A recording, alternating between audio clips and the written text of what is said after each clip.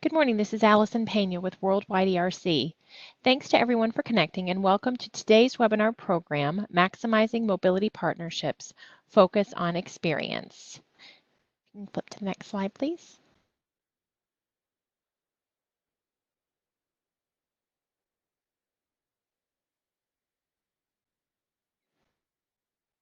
And to the next. Before we begin, please take a moment to review Worldwide ERC's webinar disclaimer.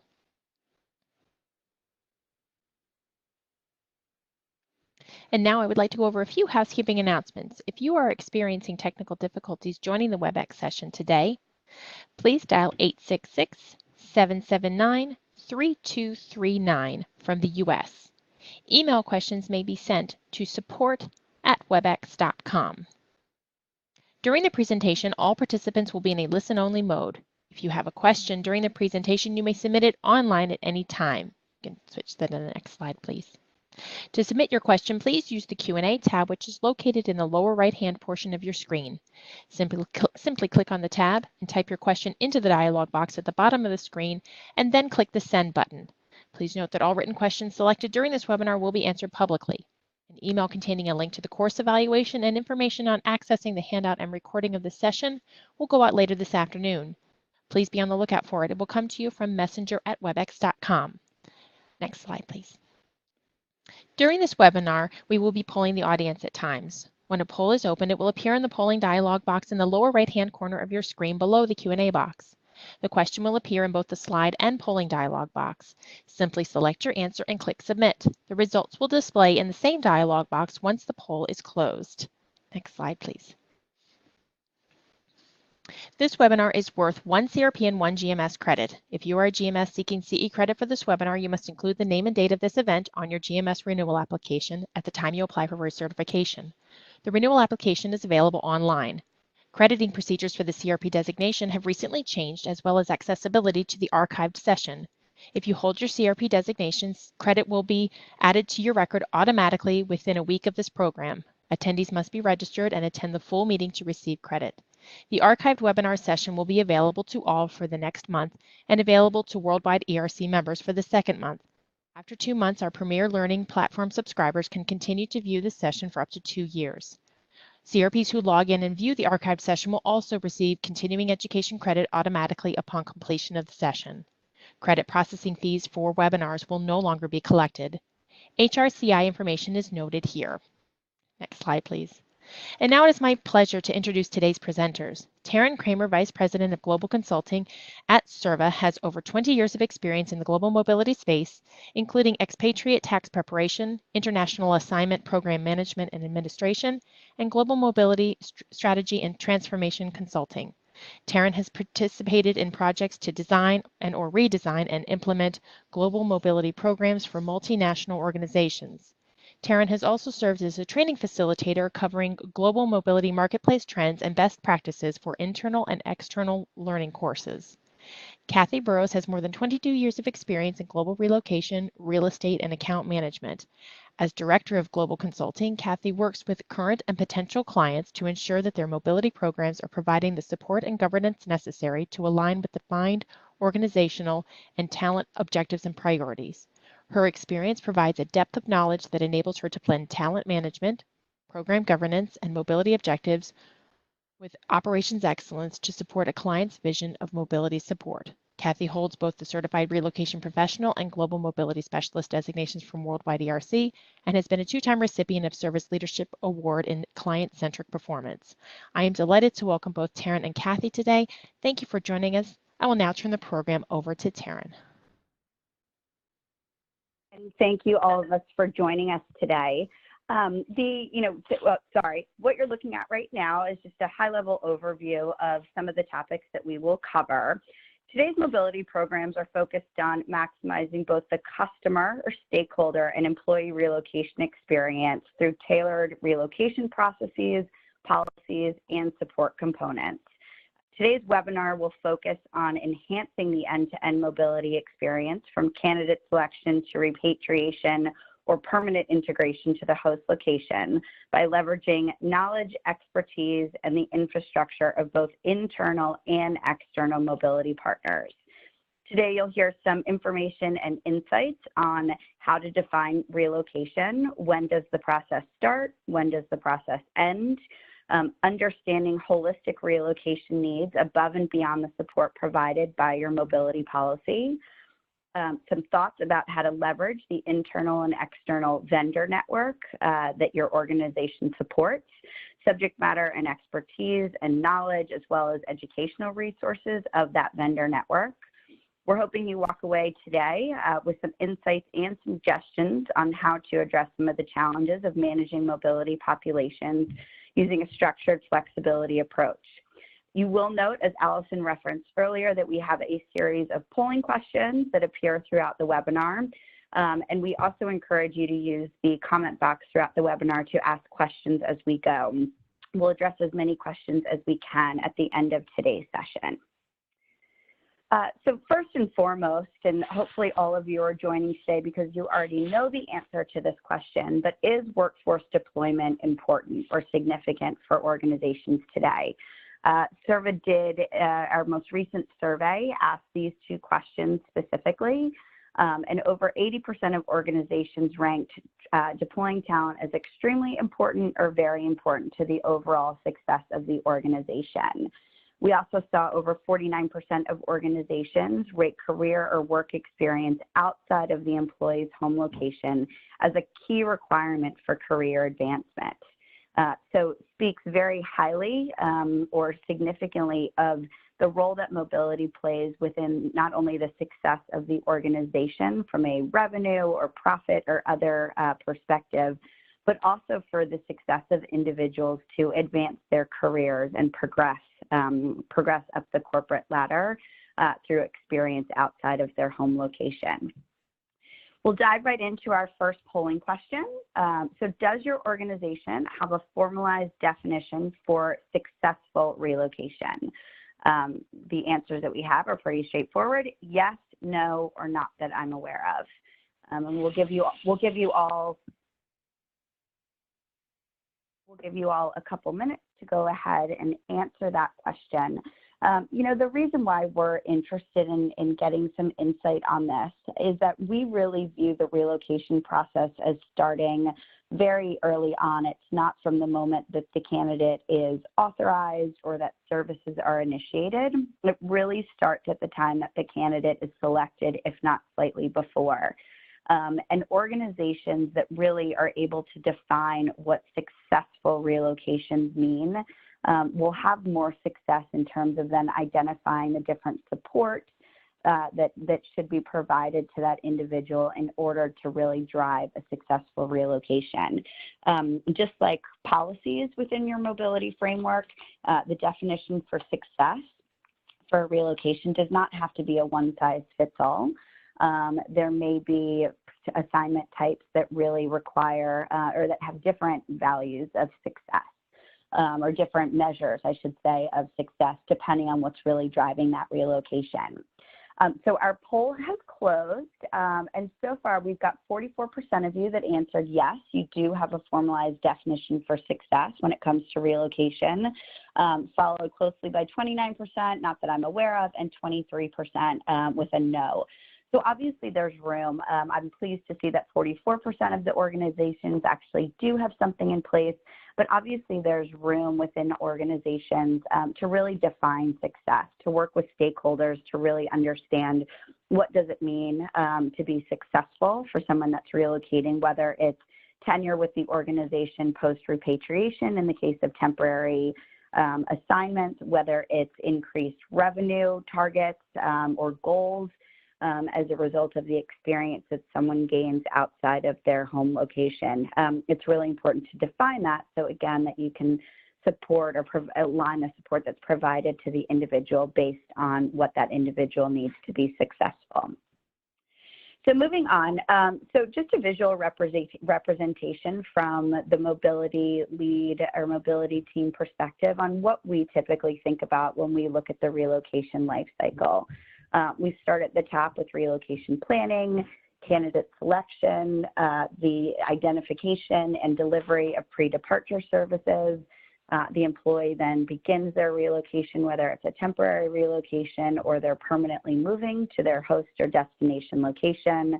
In instances of different move types, you would then have ongoing relocation administration, you have year-end services, and then post-relocation, whether it's a follow-up after the individual is permanently settled in that new location or whether it's repatriation services. This is typically what we would think about when we look at a relocation life cycle from a mobility perspective.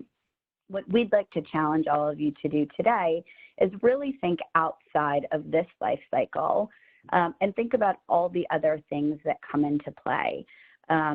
Spouse or career, or spouse or partner career planning or support, benefits, financial planning, social adjustment of the employee as well as any accompanying family to their new location, adapting to the new location, whether it's cultural norms or just fitting into different social circles, finding new friends, creating a professional network in that new location, looking at the employee career, what support is being provided for the employee to make sure that this relocation experience actually does factor positively into their career plan and their career progression.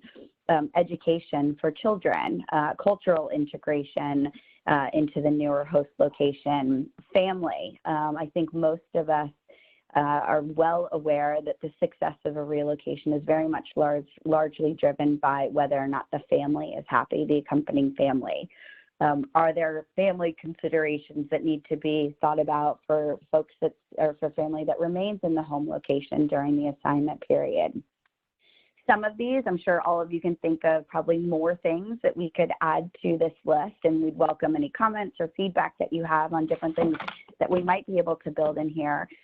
Some of these components may already be addressed, at least in part, by your relocation or your mobility policies, but often these are afterthoughts. Organizations typically want to make sure that an employee is taken care of, that the employee can physically relocate to that host location and get integrated. But family often becomes a bit of an afterthought. And even where it's provided, some of the support that's provided for family support may be not necessarily eagerly promoted, or your utilization of some of the support that's available via your policy may not be highly utilized. How can you create an uptick in that utilization of some of the different family or accompanying children support in order to really get the max benefit from that and really to drive success for the overall relocation? The ability of the accompanying spouse and family to adapt to the new location is really critical in most cases to the success of an assignment, and being able to leverage the support that your vendor or your partner network provides, whether it's an in-house partner or an external vendor, will really help to maximize the opportunity for a successful relocation and a positive experience for the employee as well as their family. So the role of mobility, again, from the survey that I referenced earlier, we saw that the role of mobility had changed in the past few years.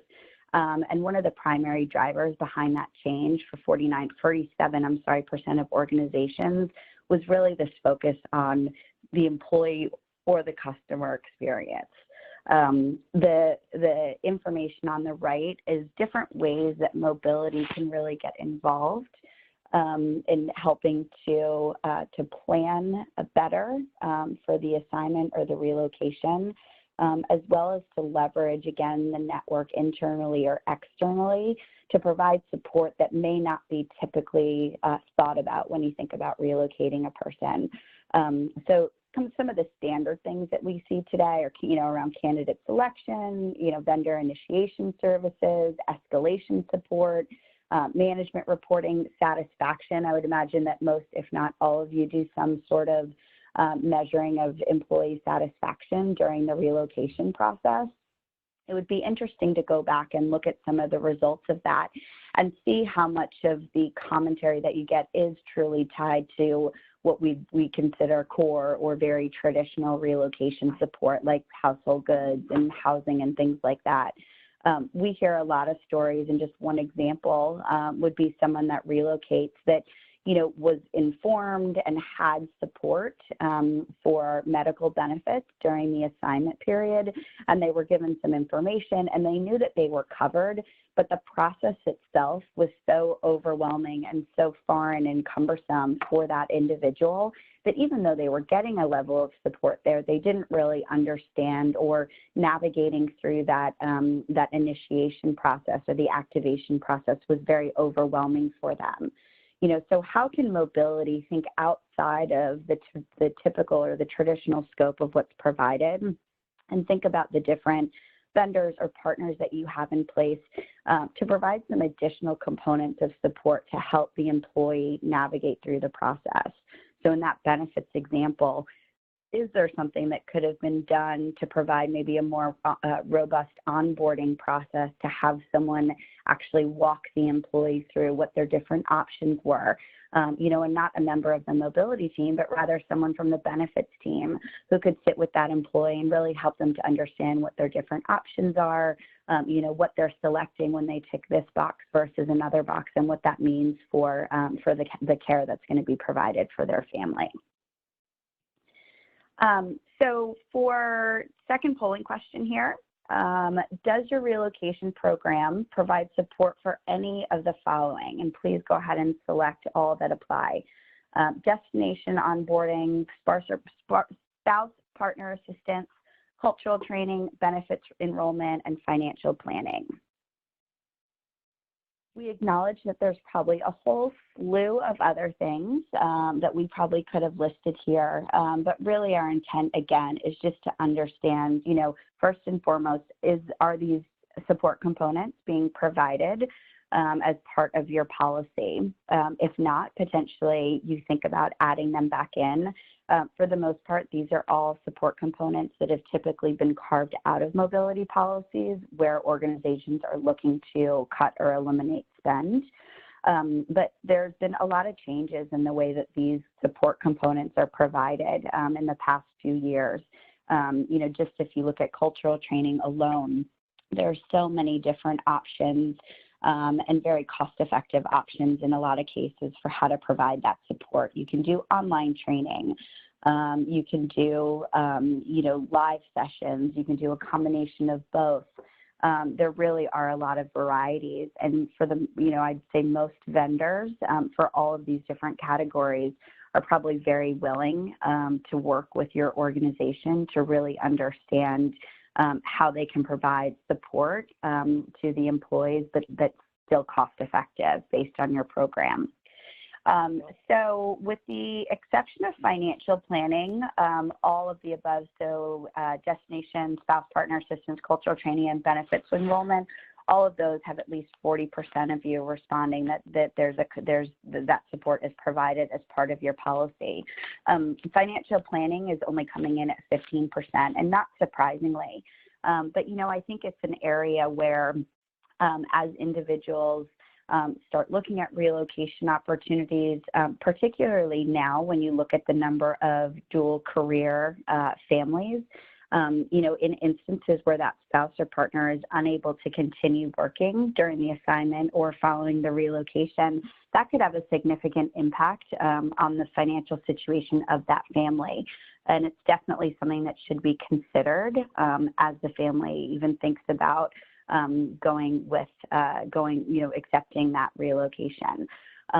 So something to potentially think through is, do you provide some component of financial planning through your tax services provider or through potentially an alternate vendor that might be able to provide that peace of mind to the employee and their family as they consider or as they accept a relocation opportunity?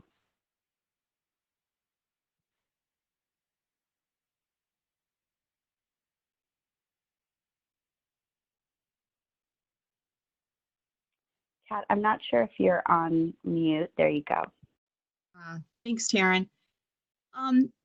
Typically when you start looking at your resources, a lot of us jump straight to the logistics vendors and resources that you have, like household goods, tax, immigration. But we wanted to start with our internal resources and really understanding the part that they play in the overall experience for your folks that are going on assignment or relocating. And so when you start to look at your organization and look internally, you do have some great resources that are either formally part of the relocation process or have activities that maybe are not necessarily embedded in your mobility processes that should. So you have your benefits that will typically drive things like health benefits, insurance, 401k. You'll have your human resources group that will be instrumental in helping you with talent as will recruiting. You'll have your internal tax department. You'll have your internal legal department, and you may already be working a lot with your internal legal department and HR in conjunction with documents that you provide to the employee as far as repayment agreements or documents for assignment letters or relocation letters. You'll also probably partner potentially with learning and development, working in conjunction with HR and recruiting for career development as the employee goes on their assignment and then comes back with this new talent they have that they want to be able to spread within the organization for their career path. And then, of course, payroll. And if you are an in-house program, you'd probably have an additional box here for your mobility program, which is an additional internal resource that you would leverage as part of your mobility program. But then as you turn your eye outwards towards your external vendors, if you are working with an outsourced type of program, you would typically have a relocation management company that would be facilitating parts or all of the mobility pieces of your program. You'll typically have an external tax provider that you'll be working with and an immigration provider that you'll be working with. Either standalone or with your relocation company, you will have someone assisting with the logistics of moving the goods for your employee from one location to another. You'll have the coordination of travel services and have either an internal, external vendor that will help with that. You'll have destination services, and this could be the destination services provider helping find facilities for your employees to reside in, or it could also be your cultural training, language training, settling in services. You'll typically have a temporary housing provider that you'll be working with. And then don't forget your industry organizations, folks like ERC that provide you all great information about what's happening in the industry from a best practice standpoint, but also from an HR perspective like SHRM, where there are lots of different outlets within your organization or just in general that will give you feedback on how better to provide support for your employees as they go through the mobility process. And a lot of times through those organizations, you start to build your peer network, whether they're within the same industry that you're in or in different industries. They do provide a lot of valuable feedback for you on how are they handling things within their programs? How are they utilizing their vendors to better support their program? So they are a great external resource as well as you begin to understand all these people that support your program and have great information that drives how your program is set up. Taryn, I think you're going to take us next through some of these resources and give us some specific examples. Yeah, so we've broken up the different resources and kind of bucketed them in terms of how they can help the organization, how they can help with some of the logistics and compliance considerations, how they specifically help the employee, and then also how they potentially can help with some program management. Our intent here is to really get you, thinking outside the box a little bit. Really thinking about the different process partners you have, again, internal within your organization or externally through your vendor or partner network, and really trying to better understand the scope of services that they can provide and where they might be able to fill some gaps in terms of experience. That satisfaction reporting that we talked about earlier, being able to pull not only your employees that have relocated, but also the different stakeholders that have gone through and initiated the process. Where are some of the challenges that they see happening, whether they're relocation specific or just outside of the relocation process, but still very much part of the relocation experience for the employee? And how can you start to close the gap either through additional educational resources, more hands-on support provided to the employee, or other resource type categories where they might be able to help with some of that? So when we look at providing support to the organization, I think looking at recruiting, being able to draw that really strong line between recruiting and mobility, mobility helping recruiting to understand where you are relocating or where there is a need to relocate someone to fill an open rec or an open position. What should relocate or recruiting be communicating to that employee up front in terms of setting expectations? Often a lot of the challenges that I think we all run into are just around a miscommunication or an inability or a failure, I should say, to set realistic expectations for those employees. Recruiting is that first point of contact often when you're talking about new hires or even when you're looking to fill open recs from an internal staffing source. Set expectations about what that relocation process entails. And what all is involved and what the pros and cons are from an employee perspective. Being able to partner with your recruiting department to really have some clear guidelines around that so that you can communicate a consistent message really would go a long way. Working with payroll, to really understand the mobility process, making sure your payroll understands the different concepts and that they're ready to go when it comes time for, operating or setting someone up that's going to potentially a new location that you've never gone to before. Again, it's about planning and coordination and doing your due diligence to make sure that payroll is fully up to speed on what's required. Again, here it's not to suggest that mobility becomes an expert in all topics on all things. But really just being able to understand the different partners that are available within your organization that can really help to smooth the process and minimize some of the challenges that you may have, particularly when that first payroll gets run after that employee is relocated, making sure that there are no errors in that payroll and that everything is set up correctly and that the employee is paid correctly. From a benefits perspective, we talked a little bit earlier around one of the examples that, that we hear consistently around just navigating through the process and being able to educate the mobility team around, where things are possible, where someone might be prohibited from enrolling in a particular benefit just because of the plan rules are similar, and vice versa, being able to educate the benefits team around some of the interesting challenges that may be specific to a relocating employee or just generally individuals moving in and out of a particular location. When it comes to, support for logistics and compliance, I think these are probably fairly straightforward. Here, it's probably more about enhancing the level of support that can be provided to the employee. When you talk about immigration providers, are there ways that you can be, that you can work with your immigration provider to be more proactive in communicating timelines with employees, or potentially where they may have to give up their passport for a period of time, so they shouldn't necessarily plan any critical travel during that time period if it's needed in order to get some of the required immigration documentation. For logistics providers, what helps, what can help the employee or the household goods shipper to be more efficient day of? What are some of the things that the employee can do to help get their residents ready to be packed and loaded? If they're managing that process on their own, for example, if they're getting a lump sum, and their intent, and the intent is for them to source that provider and really manage that process. What are the different things that they should look out for? What are some of the quality ratings or similar that they should be looking for in order to select that vendor to avoid some of the stress, or worse that could happen as part of that physical relocation process?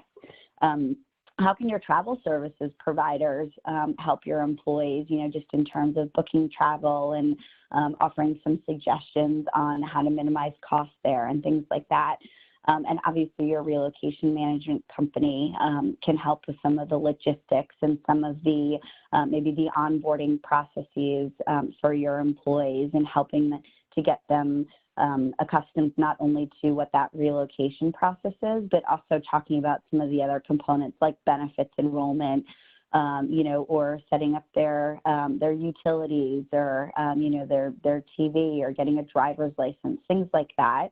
that may be included potentially as part of your destination or settling in services, but really making sure that those little things are taken care of in order to drive that relocation experience.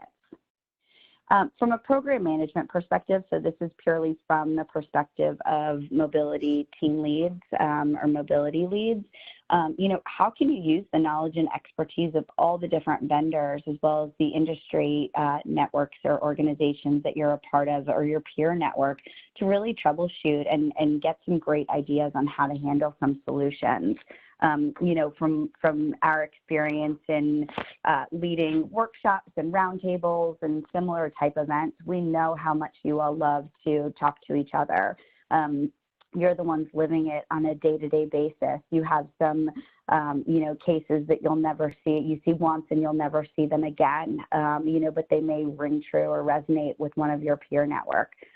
How can you get some ideas from them on how to manage some of the difficult challenges that you may see around, recharges or how to get buy-in from locations that may have some strict budgets around their relocations? How do you still drive relocation or deployment activity from locations where budget is a real consideration?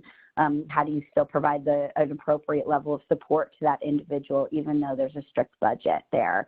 From your tax services provider, how can you break up the process? I think everyone hears taxes for the most part. I'm sure there's a few on the line here that love tax, which is great. I'm always jealous of you people, but how do you get your tax services provider to kind of break up that process for the employee? Potentially hold some seminars or things like that to really help the employee to understand what the implications are of that relocation, especially upfront when they're making decisions on whether or not this is the right decision for them. Some of that financial planning that we talked about earlier could really be managed by your tax services provider, where services are authorized. Potentially you provide an offset allowance that can go towards financial planning services, or in some cases, potentially you provide that service outright, maybe to some of your senior level executives. For your relocation management company, I think it's really important that through them directly, as well as through any third-party vendors that they use as part of their network, it's really important to do kind of an onboarding, not only for the team that's serving your organization, but also for that extended network. Are there things that you can do to really tailor or customize the services that they provide that are a clear reflection of your organizational culture? Is there color branding that you use, or is there branding that you like to use on all your materials that can be mirrored by your RMC or through some of that third-party network support? Just to really, underscore the fact that that network is an extension of your organization and the employee feels consistency throughout the process. Focusing a lot on our discussion just around the employee, but how do you look at the extended family or the accompanying family, the spouse or the partner? I know a lot of you probably offer, based on those poll results, spouse or partner career assistance through your package, but are you really tracking whether or not those services are utilized? And I'm jumping, ahead to the employee and family support. Are you really tracking the utilization of that support? Where you offer it by your policy, but where utilization is low, and you also see low satisfaction ratings with your relocations, is there a way to push utilization of those services? Is there a way to maybe get your destination services provider to do something that's very age appropriate and child specific? Could you send them a care package of all their favorite things from home within the first month of them relocating? Really just to help the child transition into a new location, into potentially a new schooling situation where they're having to make new friends. Is there anything that you can do to provide them those comforts of home, that really help them to feel taken care of and that they're not lost as part of the process? And then, I think there's something to be said also for the peer network, for the employee, probably more so for any accompanying spouse, partners, or children. How do you leverage your peer network particularly folks that have, a year or 6 months under their belt post-relocation. Are there any lessons that you can learn from them in terms of how to really drive that integration to the new location, how to adapt to the different culture and to the different lifestyle, and to really build that social network that is really critical to success.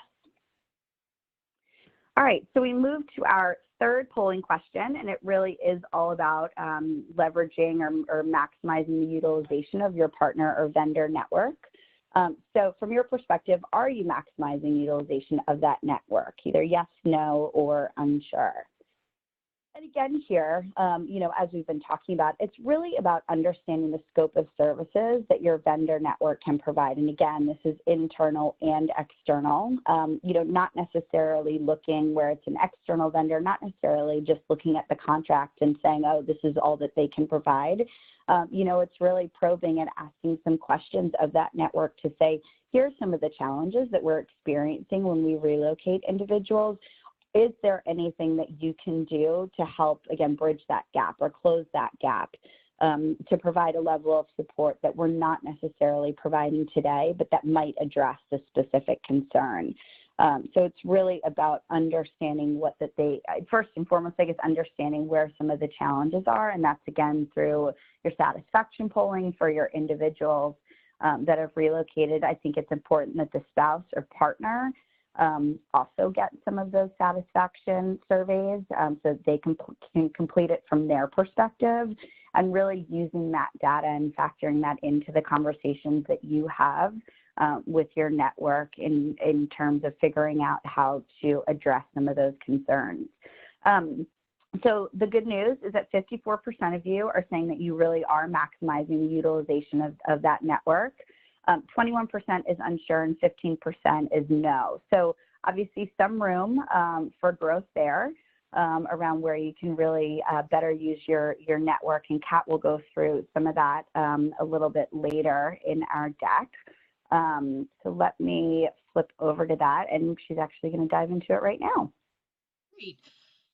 Let's take a look at some additional stats that can lead us into some further discussions today. When we polled mobility professionals like yourself and asked them what their top challenges were, here were the top three. 61% said that cost management was a big challenge for their organization. 46% said that process efficiencies were really a challenge for them. And then 33% indicated that the speed with which that they could deploy talent or initiatives within the company was a big challenge for them. So as you look at your vendor relationships and the services they provide and the information that they're able to give you, start to think about how that information and the support that they provide you can impact the management of your costs. How efficient is your program, and how quickly can you move talent to different locations? I think that's where our next discussion will start. You can turn me, Taryn. As you look at your vendors and your outside, resources that you use and your internal resources, it's important to understand from the beginning that they have access to a lot of really good information. They're very knowledgeable. They have information about their industry. They get updates on what impacts are in process that would influence, timelines, costs, trends, things like that, and would ultimately end up influencing the performance of your program. So it's understanding the knowledge that they have access to and how you could use that knowledge to make your program run more efficiently. And they are the experts. They are subject matter experts. They have lots of competencies so that you don't have to be the expert.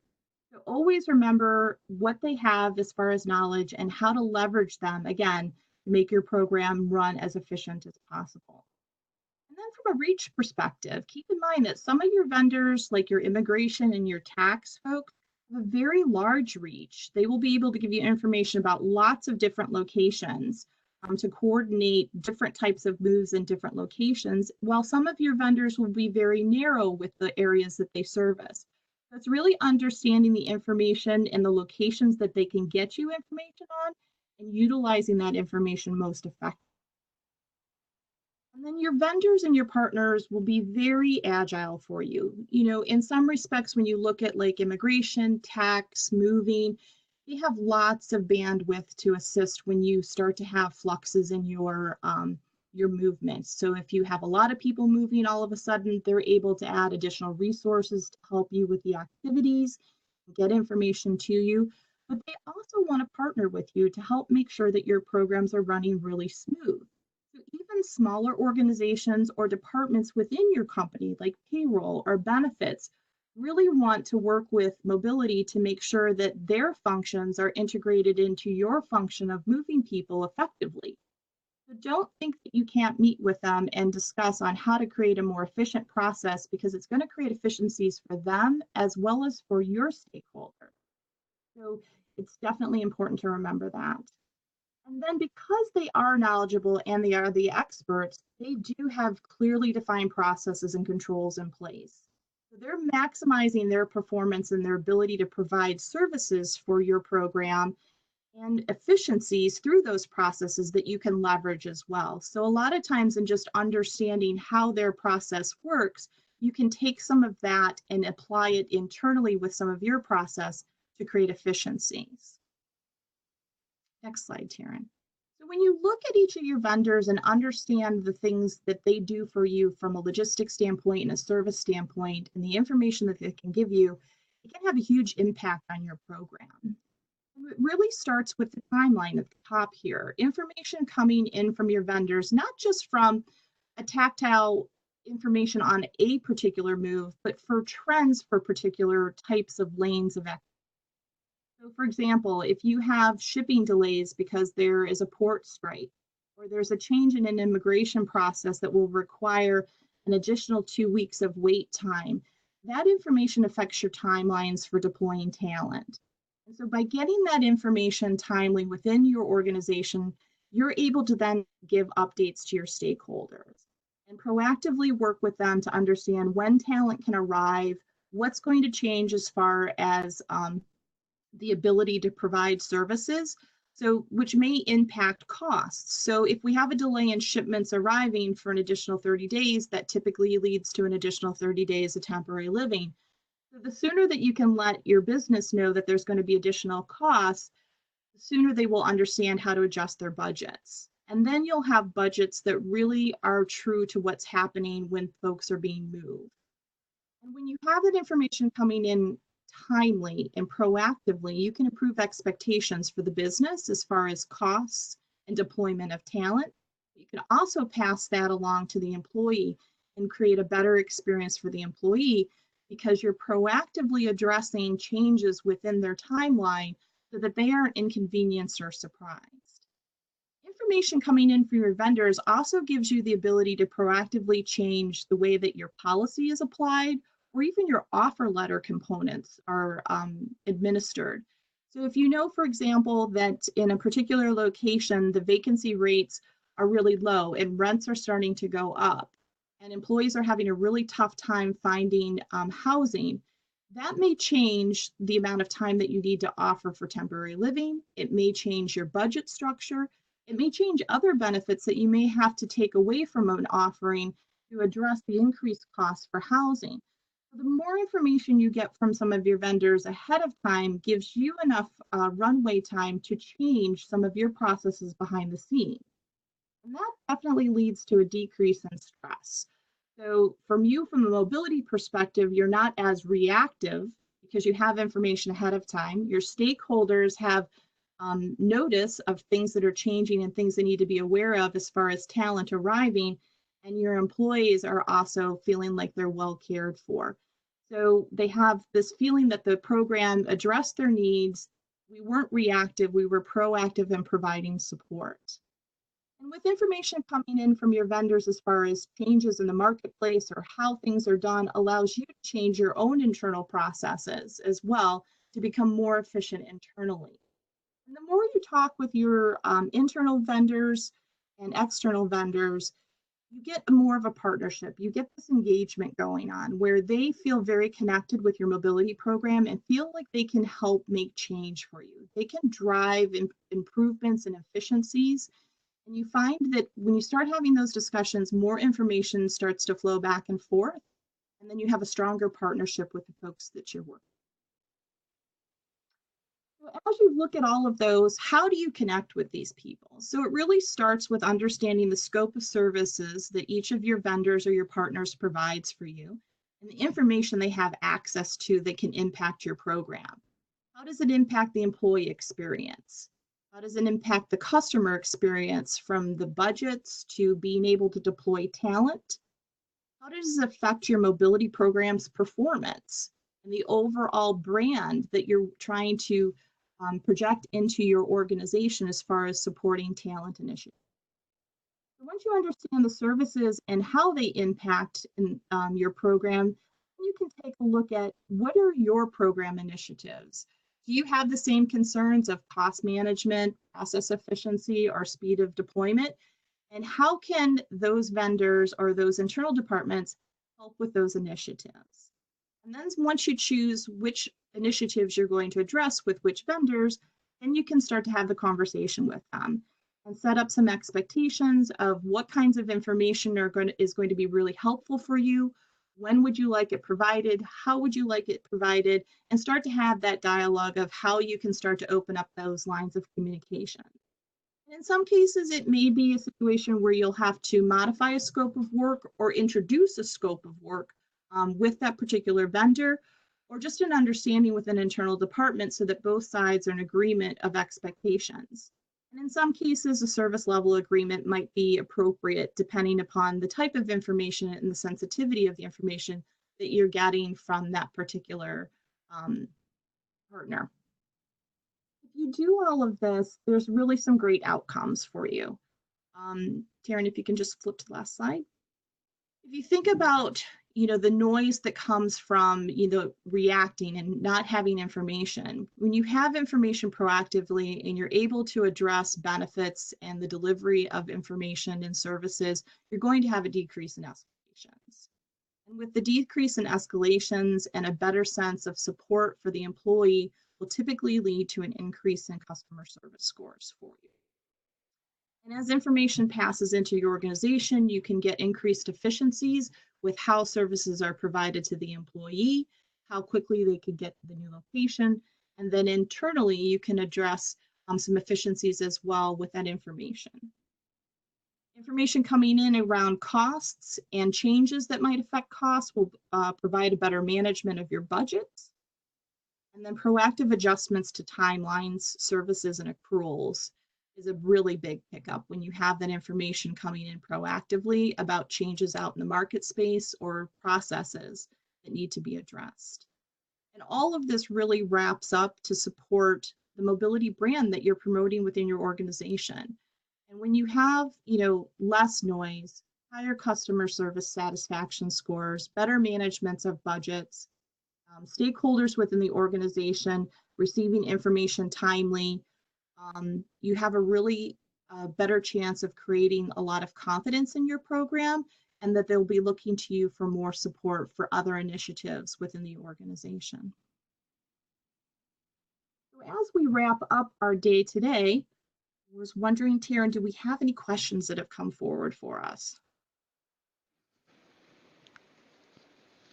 As a reminder to everyone, you can type your question into the Q&A box, which is located in the lower right-hand side of your screen.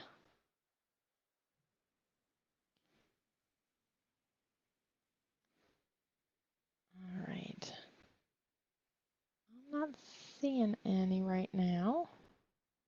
And I think one of the things that we were talking about as we put this presentation together is that, there may be some of these partnerships that are managed by the relocation company, that it does help to have the conversation with the relocation company to understand the information that they're getting, just to make sure that there isn't some additional information that you and mobility can get as well to help make the processes run smoother.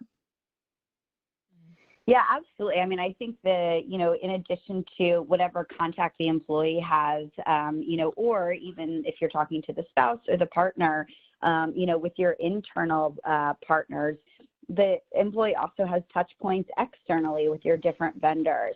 So having some sort of mechanism, as Kat said, in place to gather that feedback is really critical. You know, you may catch an employee or a spouse or a partner, probably more likely, that's just having a really bad day, and they're calling you for a particular reason, but you get a lot more information than you know you thought you had, and it may not necessarily be something that falls into the scope of services that whatever vendor or resource they're talking to provides, but being able to have a mechanism in place to feed that back to the appropriate contact is really helpful. Again, you know, I think there's lots of situations, as Kathy and I were preparing for today, we talked about lots of situations where, you know, you're in a situation where you just say, gosh, I wish I had known that earlier, because there's probably a lot that I could have done to fix that. You know, so just being able to share information as soon as it comes in so that people can course correct, I think goes a very long way. You know, and one of the things that we also hopefully tried to demonstrate very early on in this is, you know, it's easy to get caught up in what we manage or what you have a line of sight to on a day-to-day basis. But being able to think or look at that relocation holistically from the employee perspective, from the spouse or partner perspective, from the child perspective, and being able to think through different or creative ways to maybe ease that transition for those folks, I think goes a long way. They don't necessarily need to be cost prohibitive at all. In some cases, excuse me, they may add little to no cost to your investment in that relocation, but the impact is so significant, and that's part of the reason we asked that earlier polling question around, you know, whether or not your programs include things like cultural training and destination services, because you can find very cost-effective options, just as an example for those two, you know, that really go a long way in supporting the employee and their accompanying family as they relocate. Okay. Well, it looks like that's about it for questions. So thank you very much to Taryn and Kathy for an excellent presentation. And thank you very much for sharing your insights with us today. I would also like to thank Sirva for their sponsorship of this webinar. You all have been a wonderful audience. I hope you have enjoyed the program. Just a quick reminder, please keep an eye on the Worldwide ERC website. We are constantly adding new events, and definitely watch your email later this afternoon for an email containing links to the course evaluation, as well as information on where you can access the handout and recording of this session. It will come to you from messenger@webex.com. Thank you all again. Have a great afternoon, and you may now disconnect.